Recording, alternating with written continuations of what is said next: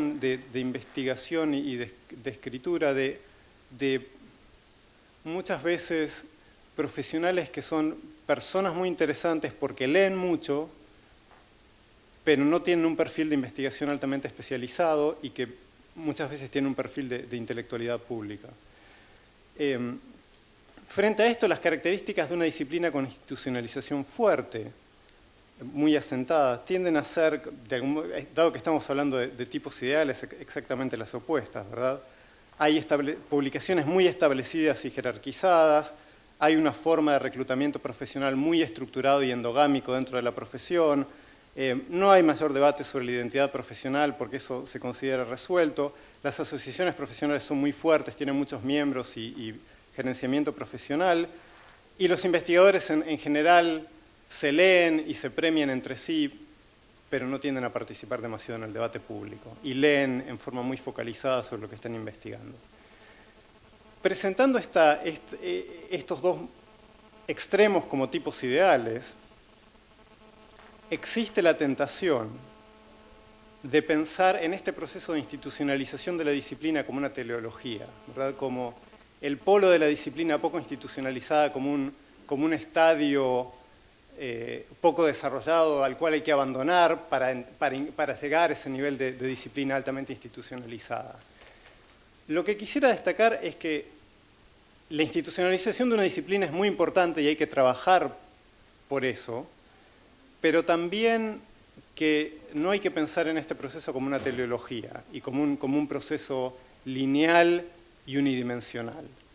Y frente a esto quisiera mencionar brevemente el ejemplo de lo que significa estudiar América Latina desde los Estados Unidos, porque quizás el ejemplo norteamericano es el ejemplo de una disciplina de ciencia política altamente institucionalizada, ¿verdad? Es un caso que se acerca al segundo polo y quizás demasiado institucionalizada.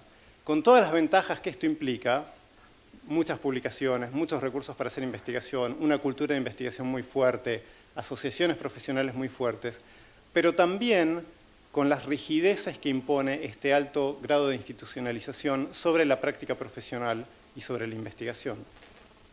Y esto significa que hay mandatos institucionales muy fuertes para la profesión que quienes investigan América Latina o cualquier otro tema de algún modo tienen que respetar y que estructuran en buena medida el tipo de producción que se genera en Estados Unidos, con ventajas y con desventajas importantes.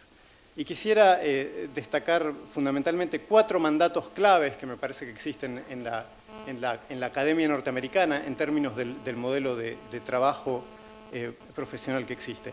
El primero y quizás el fundamental es un mandato de productividad y por esto entiendo la demanda profesional fuerte y profunda de que los politólogos fundamentalmente tienen que publicar, ¿verdad?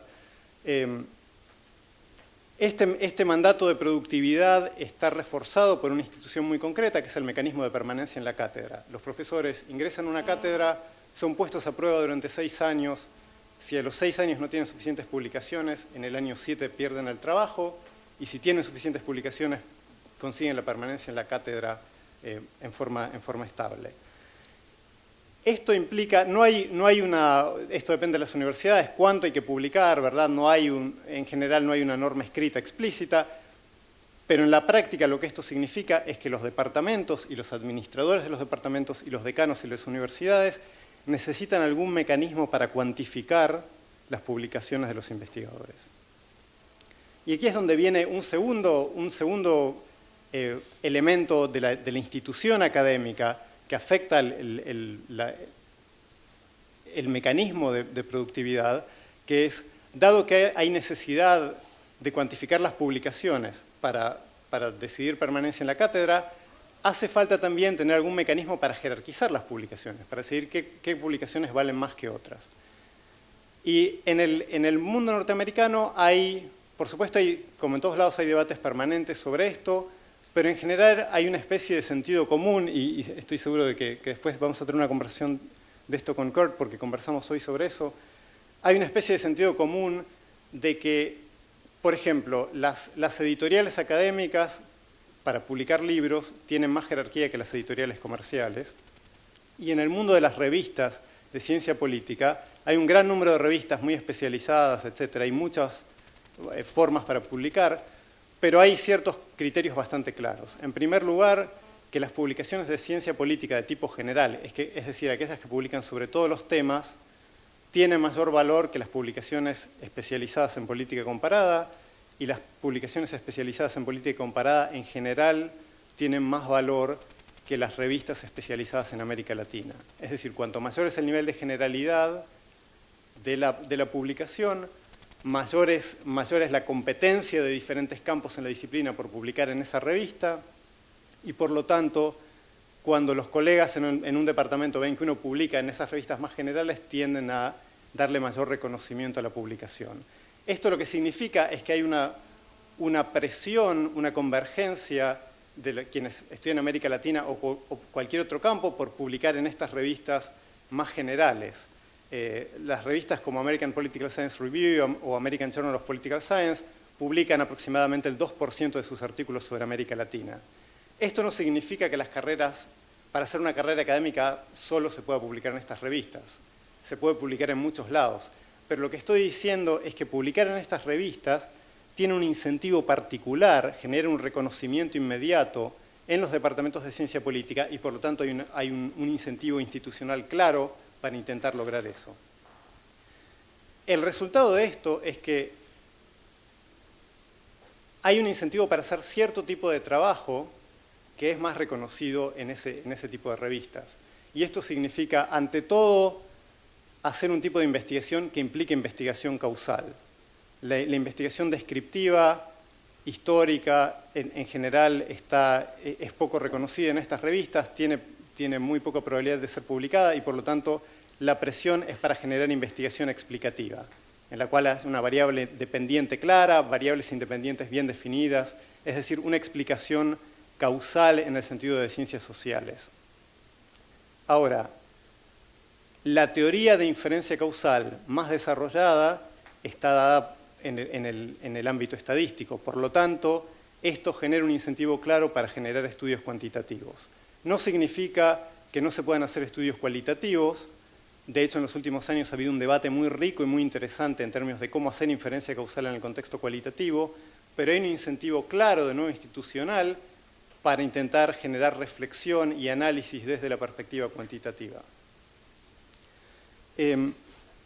Y esto implica, por lo tanto, un cierto sesgo, por ejemplo, en contra de los estudios de pocos casos y en favor de los estudios más superficiales de muchos casos, etc. Lo que quiero decir con esto no es que estos principios sean una jaula de hierro para los investigadores que trabajan sobre América Latina en los Estados Unidos. Tenemos en esta mesa dos excelentes investigadores de los Estados Unidos, Steve y Kurt, que tienen una visión mucho más plural y mucho más rica y que son el ejemplo de la riqueza de la reflexión sobre América Latina en los Estados Unidos. Lo que estoy diciendo es que los incentivos institucionales en general de las instituciones en los Estados Unidos, justamente porque la disciplina está tan institucionalizada y es tan fuerte, son muy claros en el sentido de incentivar a los investigadores a hacer cierto tipo de trabajo. Y esto lo que significa es que para pensar la institucionalización de la disciplina en otros contextos, hay que pensar estos desafíos en forma estratégica, ¿verdad? En términos de capturar las ventajas de la institucionalización disciplinaria, es decir, promover los incentivos a la productividad, integrarse en los debates teóricos y metodológicos más amplios que existen en la disciplina, pero al mismo tiempo evitar estas trampas que son claves en la institucionalización unilateral de una disciplina.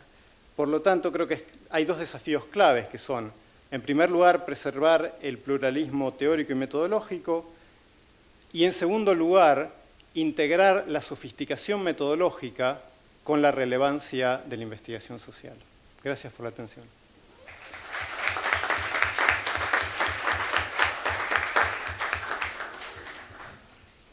Pasamos ahora con Angélica, por favor. Gracias. Noto que me corresponde ser la voz del sur, lo cual celebro. Yo, en contraste con mis antecesores, no hice, digamos, una